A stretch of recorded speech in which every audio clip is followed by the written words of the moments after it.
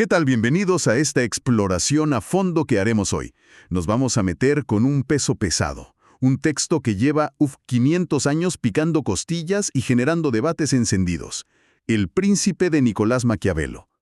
Tenemos en nuestras manos fragmentos clave de esta obra, piedra angular del pensamiento político moderno. Pero ojo, que la cosa se pone buena porque no solo está la letra de Maquiavelo. Tenemos también anotaciones al margen, comentarios directos atribuidos a figuras como Napoleón o Cristina de Suecia. Imagínense, leer a Maquiavelo con Napoleón echando su cuarto a espadas al lado. Bueno, vamos a entrarle a esto. La idea es desmenuzar el meollo del asunto, cómo veía Maquiavelo que se consigue el poder y sobre todo cómo se mantiene uno aferrado a él.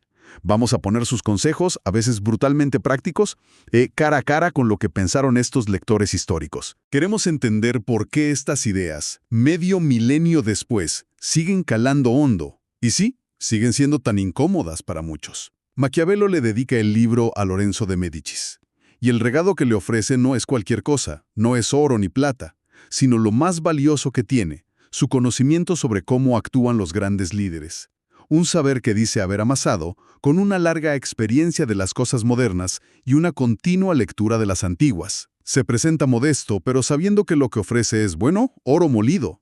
Entender rápido lo que a él le tomó años y no pocos sustos aprender. Y lanza una idea curiosa de entrada. Para entender al pueblo hay que ser príncipe, para entender a los príncipes hay que venir del pueblo. ¿Qué tal? Justamente. Y para agarrarle bien la onda, hay que recordar dónde estaba parado Maquiavelo.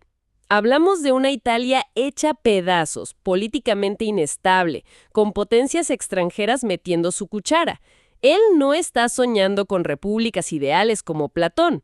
Quiere dar una guía práctica con los pies en la tierra para que alguien unifique Italia y la haga fuerte. Su método es lo que llama la veritat effectuale de la cosa, o sea, la verdad real, la neta de cómo son las cosas, no como nos gustaría que fueran. Es casi un manual de supervivencia política en un mundo, pues, salvaje. Ahí rompe con mucho de lo que se escribía antes, esos espejos de príncipes llenos de consejos morales. Empieza fácil, clasificando. O repúblicas o principados. Y los principados o se heredan o son nuevos. Dice en el capítulo 2 que los hereditarios son más sencillos de mantener. Nomás con no descomponer lo que ya había y ajustarse a lo que venga, la armas. Pone de ejemplo al duque de Ferrara, que aguantó vara gracias a que su familia llevaba tiempo mandando. Argumenta que un príncipe natural tiene menos motivos para fregar a la gente y por eso lo quieren más. A menos que se pase de lanza con sus vicios y se gane el odio, claro. El ojo clínico es en los principados nuevos o los mixtos, esos que se añaden a un estado que ya se tenía. Aquí sale a relucir algo que él ve como parte de la naturaleza humana. Esto está en el capítulo 3. La gente se cambia de gobernante con gusto pensando que va a mejorar, pero ¡zas!, casi siempre le sale el tiro por la culata. El nuevo príncipe a fuerza tiene que molestar a sus nuevos súbditos, que si con las tropas, que si con los impuestos, que si con las típicas humillaciones de una conquista. Y encima, queda mal con los que le ayudaron a subir porque esperan más de lo que les puede dar, pero tampoco los puede tratar con mano dura porque, pues, les debe el favor. Es un brete, la verdad. El caso de Luis XIII de Francia en Milán es como de manual de lo que no hay que hacer, según Maquiavelo. Entró fácil, pero lo sacaron volando igual de rápido. Sus errores. Primero, dejó colgados a los aliados más débiles que tenía. Ajá. Segundo, hizo más fuerte a un poder ya fuerte en Italia, la Iglesia, ayudando al Papa Alejandro VI, el papá de César Borgia, a quedarse con la Romaña. Exacto. Un movimiento complicado. Y tercero, metió a otro gallo fuerte al gallinero, España, partiéndose Nápoles con ellos. Y de ahí saca una regla que suena a sentencia, al final del capítulo 3. El que ayuda a otro a hacerse poderoso, cava su propia tumba. Órale. Y aquí es donde se pone bueno. Bueno, el análisis da un giro clave cuando aborda a los que se hacen con el poder por sus propios méritos y con sus propias armas. Esto es el capítulo 6. Cita figuras de peso histórico casi legendarias: Moisés, Ciro, Rómulo, Teseo. Reconoce que necesitaron la fortuna, que no es solo suerte, sino la ocasión, las circunstancias propicias. Pero lo decisivo fue su virtud. Y ojo, porque virtud en Maquiavelo no es la virtud moral que pensamos hoy. Es una mezcla de habilidad, de agallas, de astucia, de capacidad para imponer la voluntad sobre los acontecimientos. Como de saber leer la jugada y actuar. Justo, con energía y decisión. Es una cualidad activa, casi de guerrero. Sin esa virtud, la fortuna se escapa. La bronca más grande para estos líderes es imponer leyes nuevas, porque se echan encima a todos los que vivían bien con las viejas y los que podrían ganar con las nuevas lo apoyan con miedo, tibiamente.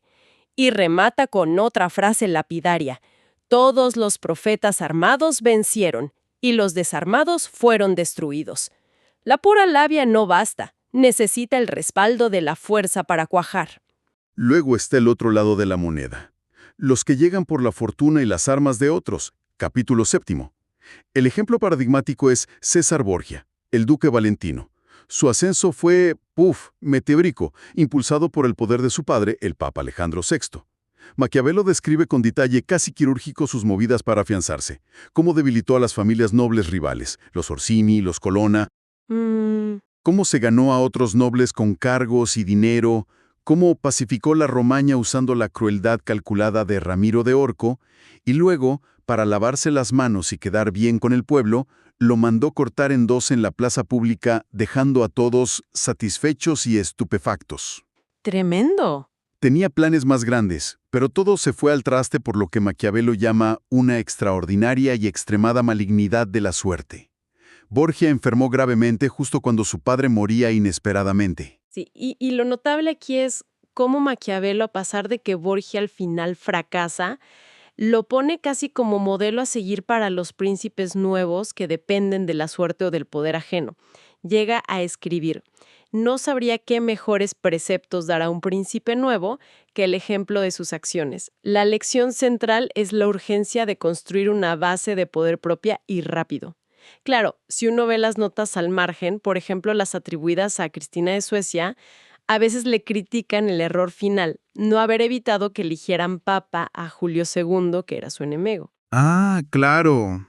Pero incluso ahí se reconoce su habilidad y audacia previas. Y bueno, Maquiavelo no le saca a hablar de los que llegan al poder por la vía del crimen.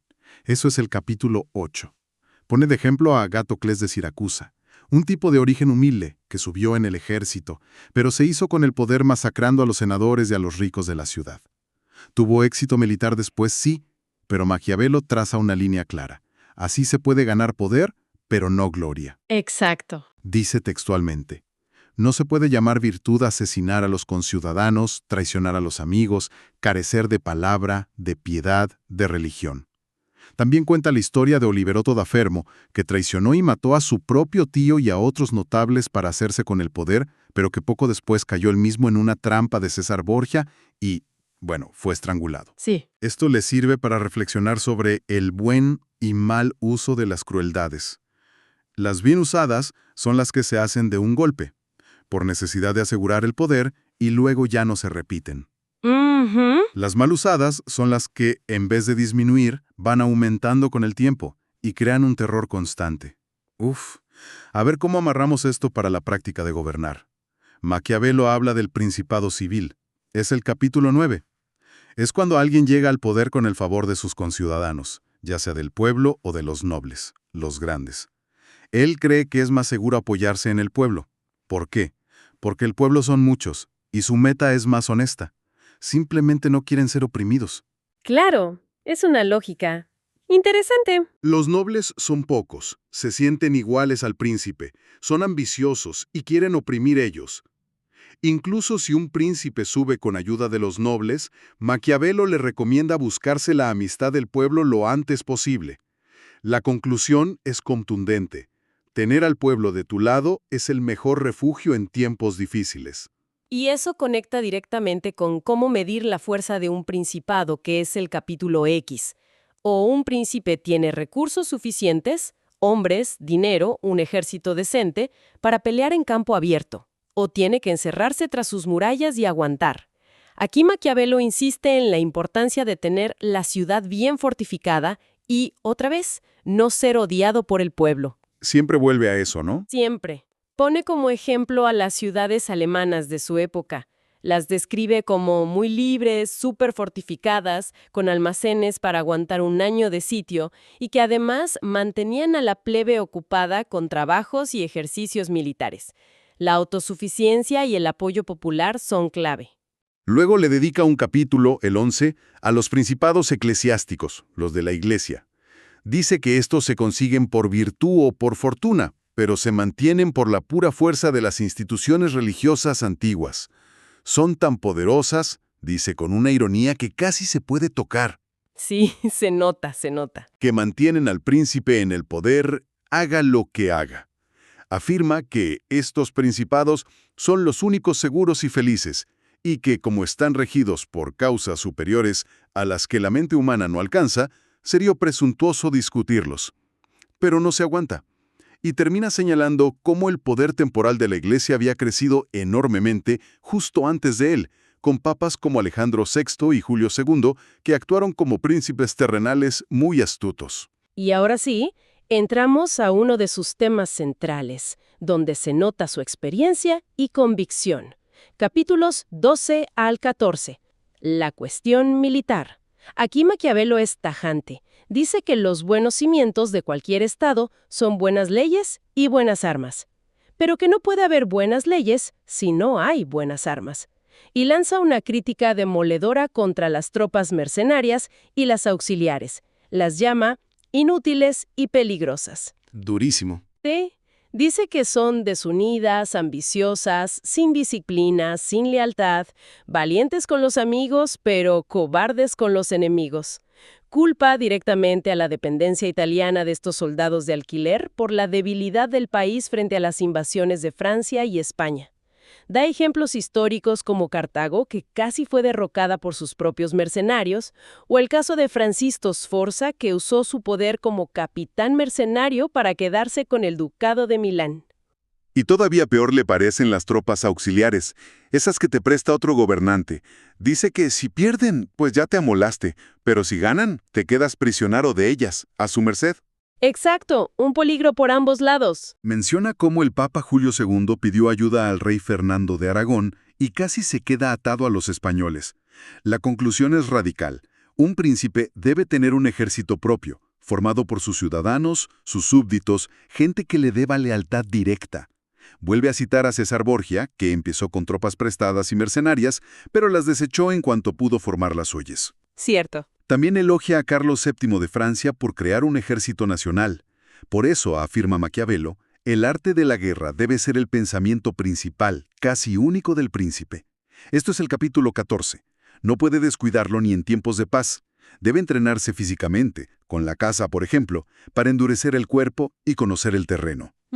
Y mentalmente, estudiando historia, analizando las campañas de grandes generales como Alejandro Magno, César o Escipión. Pone de ejemplo a Filopómenes, un líder de la Liga Aquea, que dicen que hasta cuando iba de paseo por el campo, les planteaba a sus amigos problemas militares hipotéticos sobre el terreno que veían. Obsesión total con la estrategia. Ahora nos metemos en el terreno resbaladizo de cómo debe comportarse el príncipe y qué imagen debe proyectar. En el capítulo 15, Maquiavelo se planta y dice, a ver, ya basta de imaginar repúblicas y principados que nunca han existido. Yo voy a la verità effettuale, a la realidad. Sostiene que hay tanta diferencia entre cómo se vive y cómo se debería vivir, que el que deja lo que se hace por lo que se debería hacer, aprende antes su ruina que su preservación. Por lo tanto, y esta es una de las frases que más escándalo han causado, un príncipe necesita aprender a poder no ser bueno. Y a usar esa capacidad o no usarla según la necesidad. Fuerte. Lista pares de cualidades opuestas. Generoso, tacaño, cruel, compasivo, etc. Y reconoce que es imposible tener todas las buenas. Lo esencial es evitar los vicios que le puedan costar el Estado. Y suelta otra perla. Muchas veces ocurre que una cualidad que parece virtud acarrea la ruina, mientras que otra que parece vicio te trae seguridad y bienestar. Es una inversión total de la moral tradicional aplicada a la política. Lo aterriza con ejemplos. Ser generoso, o sea, pródigo, o ser tacaño, avaro. Capítulo 16.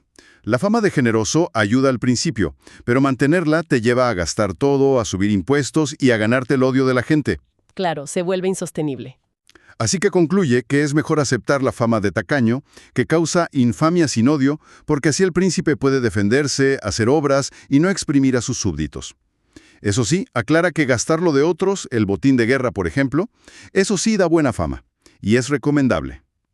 Incluso una de las anotaciones al margen, creo que atribuida a Napoleón, dice algo así como que solo los avaros han hecho grandes cosas.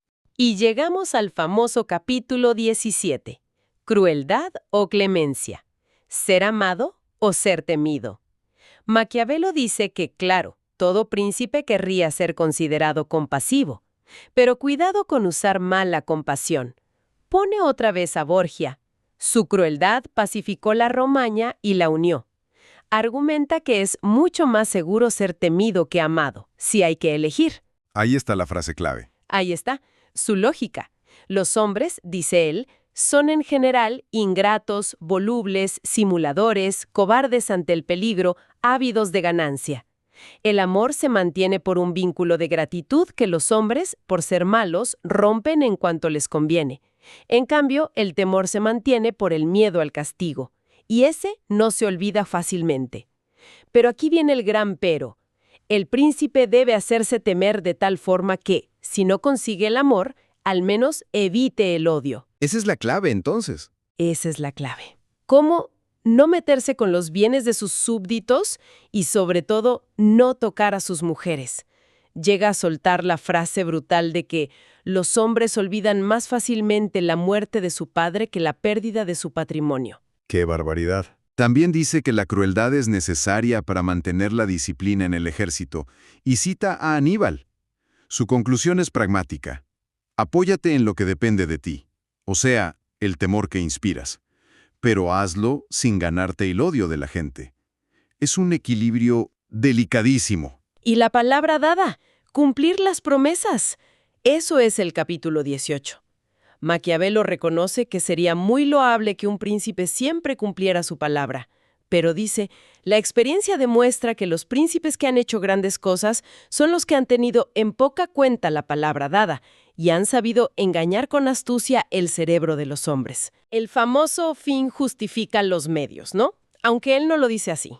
Exacto, pero la idea está ahí. Aquí introduce la famosa metáfora del centauro. El príncipe necesita saber usar tanto la parte humana, las leyes, como la bestial, la fuerza. Y dentro de la bestia tiene que ser zorro, para reconocer las trampas, y león, para asustar a los lobos, o sea, astucia y fuerza.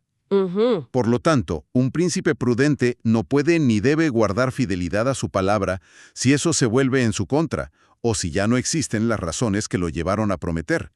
Su justificación es de un cinismo brutal. Si todos los hombres fuesen buenos, este precepto no sería bueno, pero como son malos y no guardarían su palabra contigo, tú tampoco tienes por qué guardarla con ellos. Directo y sin filtros. Totalmente.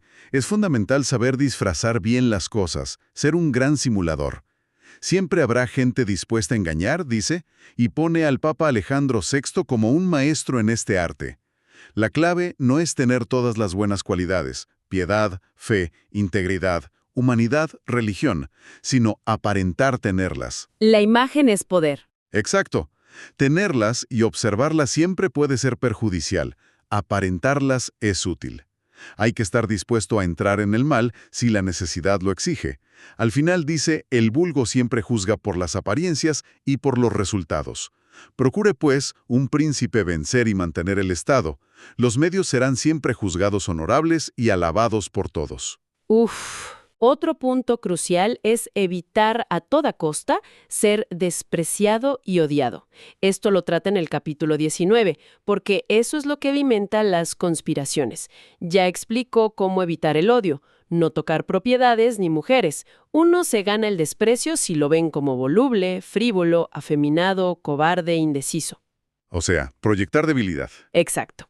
El príncipe tiene que proyectar grandeza, ánimo, seriedad, fortaleza. Debe buscar un equilibrio, satisfacer al pueblo y no desesperar a los nobles. Aquí elogia al reino de Francia por tener el parlamento, que funcionaba como un tercer árbitro entre el rey, los nobles y el pueblo. Advierte también sobre el peligro de tener contento al ejército a costa del pueblo, recordando la caída de muchos emperadores romanos. Claro, esa tensión. Sí, había una tensión entre satisfacer al pueblo, que quería paz, y a los soldados, que querían un líder guerrero y rapaz. Pone a Septimio Severo como ejemplo de éxito por saber combinar la astucia del zorro y la fuerza del león para ser temido y respetado por ambos grupos. Marco Aurelio, en cambio, se mantuvo por ser heredero y virtuoso, pero era una excepción. Concluye que en su época, a diferencia de la Roma imperial, salvo quizá el Imperio Otomano, el pueblo era generalmente más poderoso que los soldados, así que había que cuidarla más. Pasa a temas más prácticos en el capítulo 20. Armar o desarmar a los súbditos. Un príncipe nuevo en un estado nuevo debe armarlos, dice, para crear confianza y lealtad. Pero si conquista un territorio y lo añade a uno viejo, entonces debe desarmar a los nuevos súbditos, menos a los que lo apoyaron. Tiene su lógica. Sí, busca asegurar el control. Fomentar divisiones entre la gente para controlarla podría ser útil en tiempos de paz, dice, pero es peligrosísimo en guerra y en el fondo muestra debilidad. Construir fortalezas. Pueden ser útiles o no, son buenas si le temes más a tu propio pueblo que a los extranjeros. Si temes más a los extranjeros, no tanto. Pero remata con su idea fija. La mejor fortaleza que existe es no ser odiado por el pueblo. ¿Y cómo se gana un príncipe la estima, el respeto? Eso lo aborda en el capítulo 21, pues haciendo grandes empresas y dando ejemplos memorables de su carácter. Pone a Fernando de Aragón como modelo, la conquista de Granada, la expulsión de los judíos y musulmanes. Marranos los llama el texto, reflejando el lenguaje de la época. Sí, hay que decirlo como está en el texto. Sus campañas en África, Italia y Francia. Usó la religión como pretexto para mantener a sus súbditos admirados y ocupados. También es importante tomar decisiones internas sorprendentes y ejemplares. Ser claro en las alianzas, o amigo franco o enemigo declarado. La neutralidad, dice, es ruinosa. Eso es interesante. ¿Sí? Aconseja no aliarse con alguien más poderoso si se puede evitar, para no quedar bajo su dominio. Debe fomentar las artes, proteger el comercio y la agricultura, premiar a quienes impulsan la prosperidad del Estado y acercarse a los gremios y grupos sociales, mostrando interés, pero manteniendo siempre la majestad de su dignidad. La elección de ministros o secretarios, capítulo 22, es como un espejo de la inteligencia del príncipe. Maquiavelo dice que hay 3 tipos de cerebros. El que entiende las cosas por sí mismo, que es excelente, el que es capaz de entender lo que otro le explica, que es bueno, y el que no entiende ni por sí mismo ni por explicación de otros, que bueno, es inútil. Bastante claro. Para saber si un ministro es de fiar, hay una regla de oro. Si piensa más en sus propios intereses que en los del príncipe, aguas, no sirve. El príncipe debe tratar bien al buen ministro, honrarlo, enriquecerlo, darle responsabilidades, para que vea que no puede estar sin él y para que tema cualquier cambio. Así se crea una lealtad basada en la dependencia mutua. Y por último, un consejo sobre un peligro que acecha en todas las cortes: los aduladores. Capítulo 23. Dice que las cortes están llenas de ellos y es muy difícil quitárselos de encima, sin ganarse el desprecio. La solución que propone: A ver. un camino intermedio. Elegir a unos pocos hombres sabios y solo a ellos darles libertad para decir la verdad, y solo cuando el príncipe les pregunte. El príncipe debe preguntarles sobre todos los temas, escuchar con atención sus opiniones, pero después debe reflexionar y decidir por sí mismo, y mantenerse firme en su decisión. O sea, escuchar pero no depender. Exacto. Tiene que dejar claro que la franqueza es bienvenida, pero solo de esas personas elegidas. Critica al emperador Maximiliano, que no pedía consejo a nadie, pero tampoco seguía su propio criterio, porque en cuanto sus planes se conocían, sus consejeros los criticaban y él cambiaba de opinión fácilmente. La regla final es: los buenos consejos, vengan de donde vengan, deben nacer de la prudencia del príncipe, y no la prudencia del príncipe depender de los buenos consejos.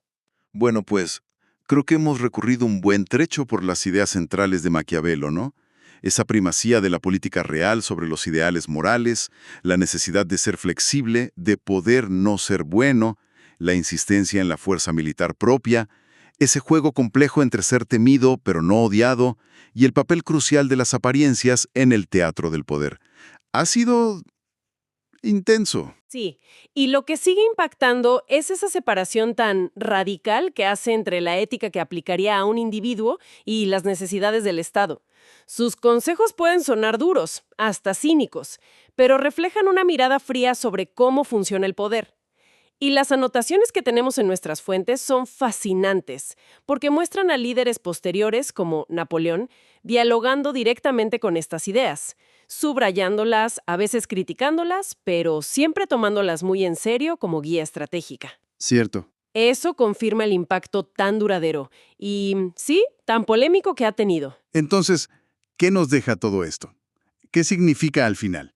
Maquiavelo construye mucho de su edificio sobre una visión, digamos, poco optimista de la naturaleza humana. Ingratos, cambiantes, egoístas. Sí, bastante pesimista. Y eso nos lleva a una última reflexión. ¿Qué pasaría con todas estas recomendaciones sobre cómo liderar si partiéramos de una idea distinta de la gente? ¿Se puede ser un líder eficaz en este mundo complejo sin tener que jugar, al menos a ratos, a ser ese zorro astuto y ese león fuerte que describió Maquiavelo hace ya 5 siglos? ¿O es que en el fondo no hemos cambiado tanto? Ahí queda la pregunta. Gracias por habernos acompañado en esta inmersión en el príncipe. Nos escuchamos en la próxima.